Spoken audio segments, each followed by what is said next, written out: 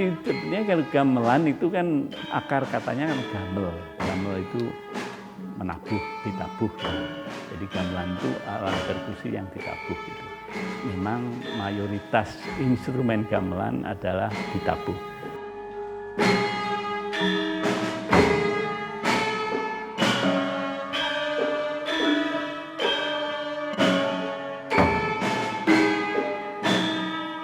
Gamelan selalu ada hubungannya dengan kalau di desa ya ada bersih desa atau nyadran.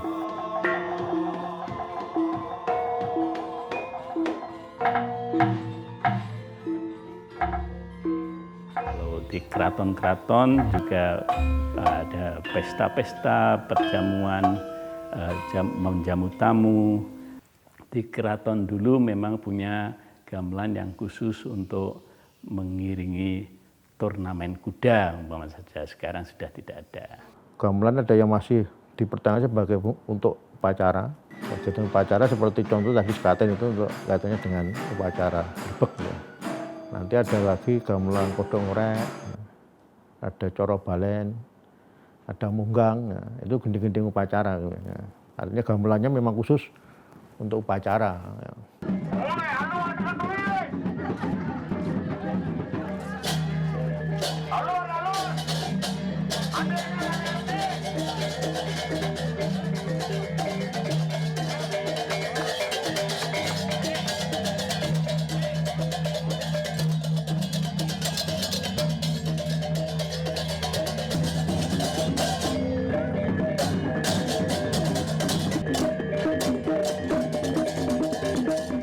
Kalau di Bali kan juga ada gamelan yang gamelan gong gede gitu, kan gong gede itu yang bukan yang apa sih dengan gamelan kita gamelan ageng gitu. Ya. Dan gong gebyar gitu. Ya. Yaitu untuk kepentingan kegiatan-kegiatan ya, masyarakat yang memang berkembang juga itu. Ya.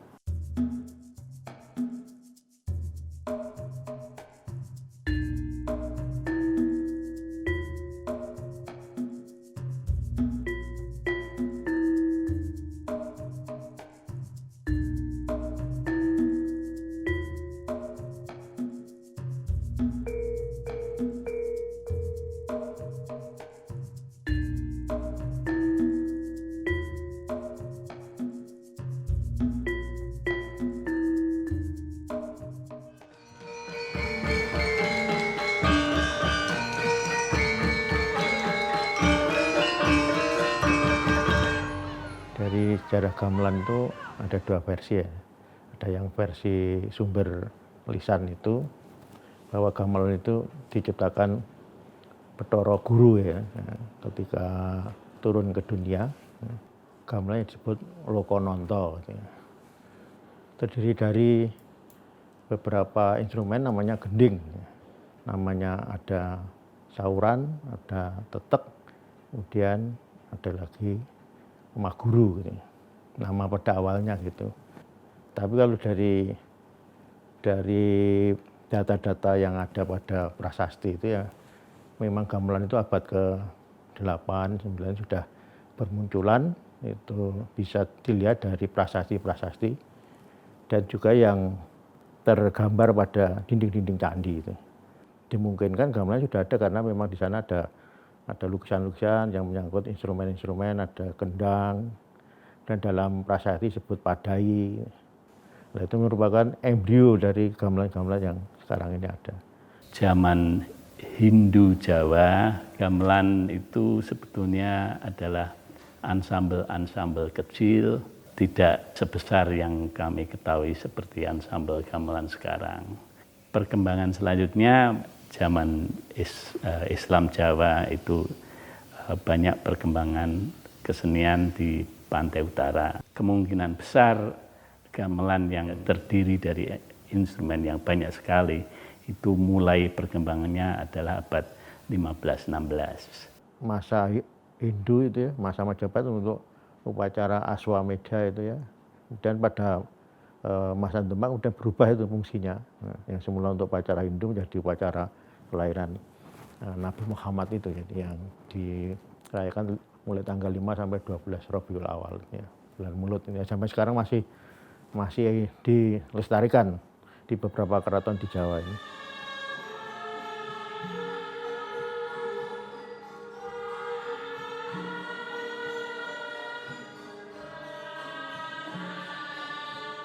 Jadi gamelan itu kan tidak terlepas dari filsafat orang Jawa, dari kebiasaan-kebiasaan orang Jawa.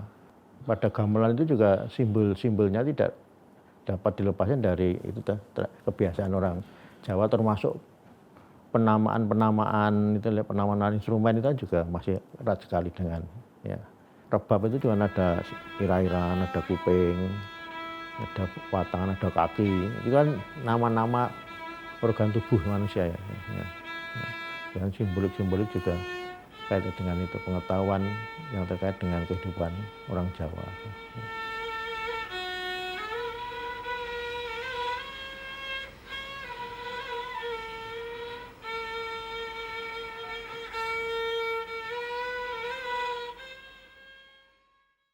Pengetahuan dasar tentang musik gamelan itu ada wadah, ada isi, lalu ada yang mengatur gerak dalam arti perjalanan temponya. Komposisi gamelan itu pasti ada bentuk, struktur bentuknya, wadahnya itu. Geraknya komposisi gamelan itu selalu apa yang bisa kami katakan siklus, artinya ulang-ulangan, berulang-ulang. Gong besar dibunyikan pada akhiran siklus. Instrumen yang lain bisa menandai di mana setengahnya, di mana seperempatnya, itu wadahnya. Lalu ada isinya, itu instrumen yang mengisi lagunya, ya ada rebab, ada yang lain gender dan bunang. Lalu ada yang mengatur kecepatan tempo dan kepadatan isian-isian, itu adalah kendang. Instrumen-instrumen yang mempunyai fungsi yang berbeda-beda itu pada suatu saat fungsinya bisa berubah-ubah. Rebab itu biasanya dianggap mempunyai otoritas yang besar di dalam hal alur lagu, sehingga rebab bisa menjadi panutan dari instrumen yang lain. Bonang juga mempunyai otoritas dalam bidang lagu yang bisa menuntun yang lain untuk mengikuti. Lalu kendang ya jelas itu yang mengatur temponya. Tapi ini semua bisa berubah kan, tergantung pada kecepatannya yang namanya irama, lalu lambannya seberapa. Sehingga fungsi pemimpin seperti rebab bisa dialihkan ke bonang atau ke instrumen yang lain. Suatu metafora tentang tatanan sosial gitu loh. Ya, artinya itu fungsinya berbeda-beda, tapi kalau sudah terjadi perubahan-perubahan irama itu juga fungsi itu menjadi berubah.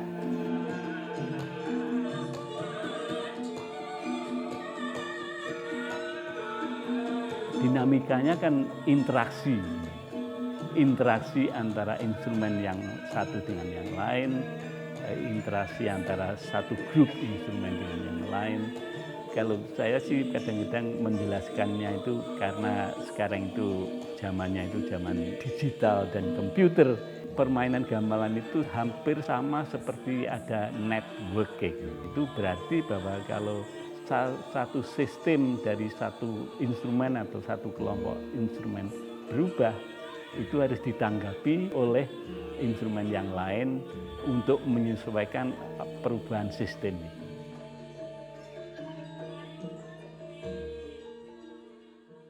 Pada waktu-waktu abad 16, 17 sampai 19 itu pembuatan gamelan juga banyak terdapat di pantai utara, termasuk yang terkenal adalah di Gresik.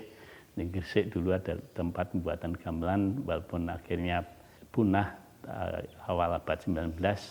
Di Semarang dulu juga tempat pembuatan gamelan yang masih eksis sampai awal abad 20. Dan begitu kekuasaan timbul di pedalaman Jawa Tengah, Mataram, sampai sekarang dengan Keraton Solo, Jogja, Pakualaman, Mangkunegaran, maka kegiatan-kegiatan selanjutnya banyak berkembang di Yogyakarta dan Surakarta. Awalnya kalau bikin gamelan itu, pertama kita siapkan bahan. Nah, bahannya itu tembaga sama timah. Perbandingan antara tembaga sama timah, tembaganya 3 kilo, timah 1 kilo. Itu perbandingannya. Tembaganya itu kita pilah. Kalau misalnya ada yang kotor kita buang gitu aja. Jadi murni tembaganya. Kalau timah banyak yang murni ya. Nah, habis itu kita lebur. Nah, proses peleburan dungut, pakai tempat kowi namanya. Tapi sebelum dibikin kan dibakar sampai matang. Itu. Habis itu kita lebur sampai mendidih seperti air tuh, sampai cair itu, ya kan? Pas di peleburan itu kan nanti di tengah-tengahnya ada pengecekan, Mas. Pengecekan bahan bakunya itu sudah bagus atau belum, kasar atau halusnya itu harus pas.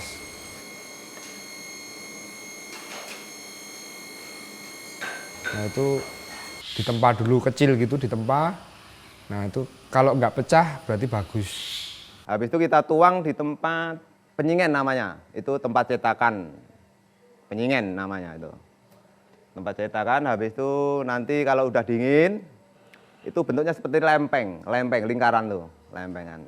Nah kalau udah jadi lempeng, kita udah siap nempa, udah siap kita bikin gong atau bisa dibilang kempul juga, udah macam-macam itu, macamnya kan banyak itu gamelan tuh. Nah itu yang dibilang bakal, udah siap dibikin gamelan.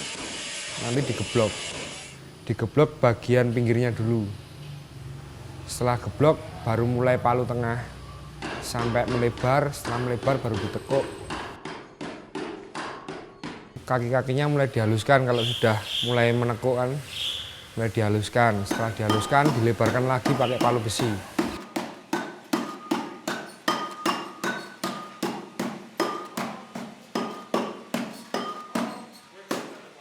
Kalau penghalusan kaki-kakinya biasanya pakai palu kayu. Pakai palu kayu itu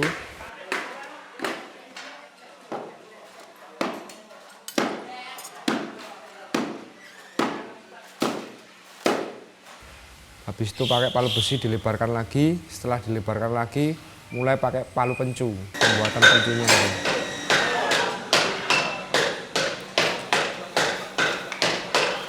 Setelah pembuatan pencu nanti pakai palu papak, setelah papak pasu. Yang terakhir itu kita kan dimasukkan dalam air tadi kan, itu terakhir itu. Nah, habis itu kita cari nada atau nyetemnya. Kalau nyetem itu nanti ada orang lain lagi, masalahnya gitu.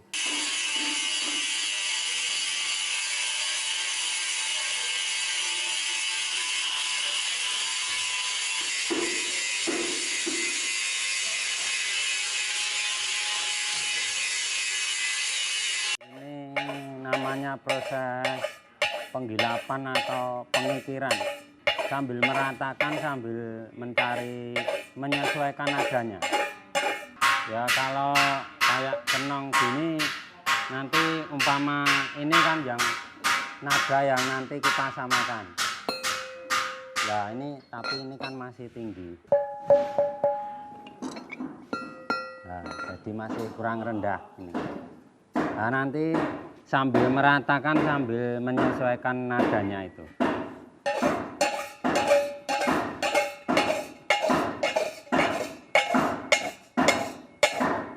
Kalau sudah mendekati nadanya tadi, kita gunakan ini, yang kikir agak halus, kayak gini.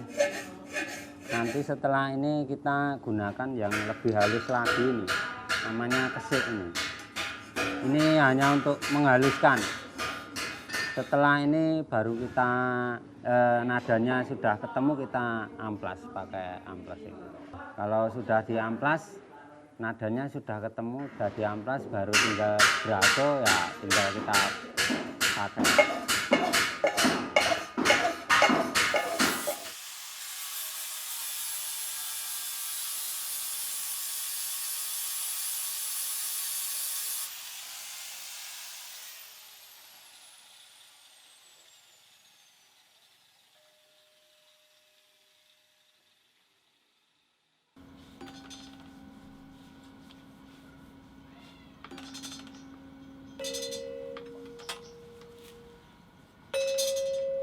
Proses pencarian embat. artinya pelarasan. Jadi ini semua bila-bila ini di stem sedemikian rupa. Ya, ketika sudah mencapai jarak nada yang diinginkan, baru dilakukan pada tahap berikutnya, yaitu untuk penyeteman resonator. Faktor pendukung lain yaitu resonator agar suaranya bisa lebih keras dan lebih maksimal. Ini adalah proses penyelarasan antara bilah gender dan resonator. Proses pelarasan tergantung dari umurnya gamelan. Kalau baru akan membutuhkan tahapan larasan beberapa kali sampai kemudian pada titik stabil, tapi itu pencapaiannya lama sekali. Artinya 1-2 tahun, 5 tahun, 10 tahun, jadi tergantung dari umur gamelan. Jadi proses pelarasan antara perunggu, kuningan, dan besi itu berbeda. Kalau kuningan dengan besi sama perlakuannya, tapi kalau dengan perunggu berbeda. Jadi perunggu kalau misalnya model bilah itu kalau ingin meninggikan nadanya itu nanti di gerinda bagian pinggir.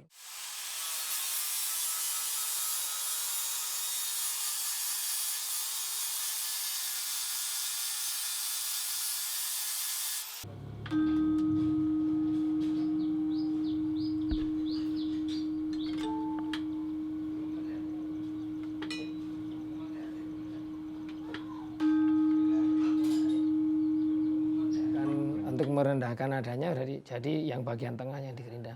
Sementara kalau kuningan dan besi dipukul. Jadi semakin dia bilahnya modelnya semakin mencur, nadanya akan semakin tinggi. Kalau dia semakin lebar, nadanya akan semakin rendah. Laras itu adalah sistem tangga nada. Itu ada dua, kan ada slendro dan pelok. Nah, slendro itu yang betul-betul unik. Kalau orang ingin mencari tangga nada slendro di dalam piano, di dalam musik barat itu pasti tidak bisa terdapatkan. Kalau pelok sih masih ada sedikit kesamaan dengan tangga nada musik barat, artinya bisa dicari nada-nadanya di sana. Sekarang kan masa-masa kini inginnya itu mencampur antara musik barat dan musik gamelan itu. Kadang-kadang kerepotannya kalau sudah untuk mencoba untuk menyocokkan dengan slendro itu lalu menjadi kesukaran.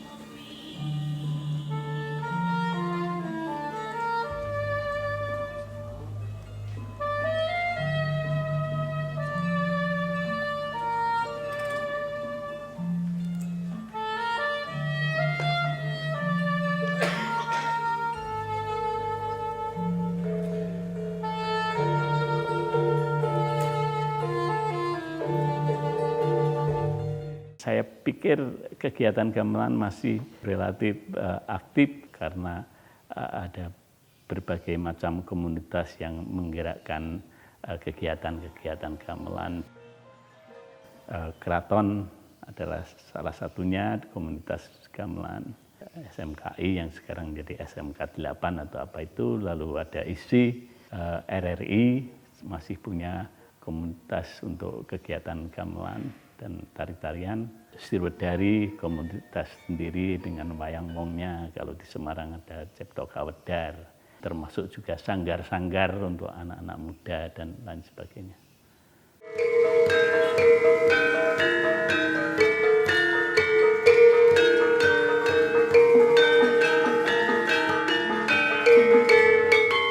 Kompetisinya itu lebih besar karena memang generasi mudanya banyak diekspos musik-musik pop barat. Tapi masuknya musik pop barat dan musik barat pada umumnya itu juga ada kreativitas baru kan, sehingga perlunya memadukan antara musik gamelan dan musik barat.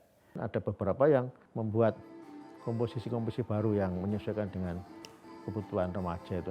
Mungkin ritmenya kemudian dirubah sehingga tidak lantunannya mengalir seperti yang klasik kan mengalir gitu ya.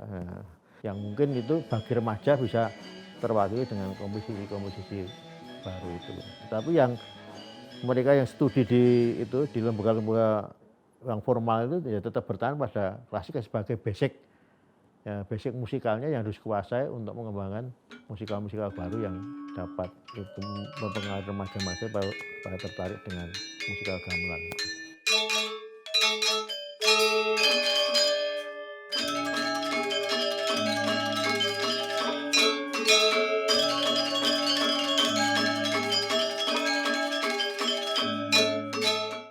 Ada suatu rasa keprihatinan dari institusi pemerintah mengkhawatirkan kepunahan daripada gamelan dan wayang dan sebagainya. Institusi pemerintah maupun swasta lebih menggalakkan untuk nanggap wayang dan gamelan kalau dibanding dengan yang dulu-dulu. Tapi apa yang terjadi juga menarik untuk dibicarakan karena yang disponsori oleh institusi pemerintah maupun swasta lalu menjadi pentas yang besar-besaran, yang spektakuler. Suatu daya tarik yang lebih kuat kalau ada teknologi yang baru yang dimasukkan ke dalam pentas gamelan dan wayang.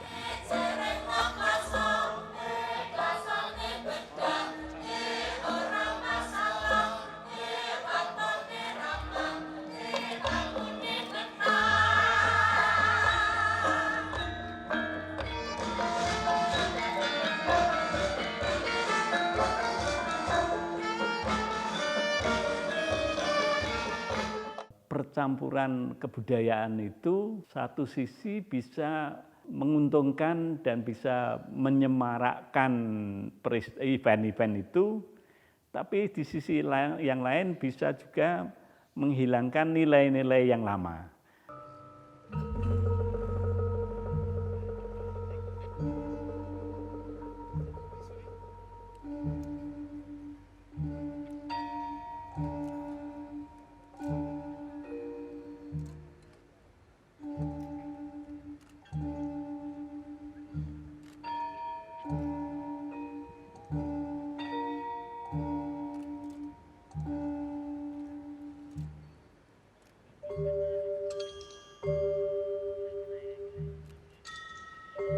Dan memang kekhawatiran kepunahan musik tradisional itu selalu ada. Tapi saya mempunyai harapan tidak akan punah, tapi selalu berubah. Nilainya pun atau bentuk pertunjukannya. Selalu ada perubahan bentuknya, perubahan makna dan nilainya.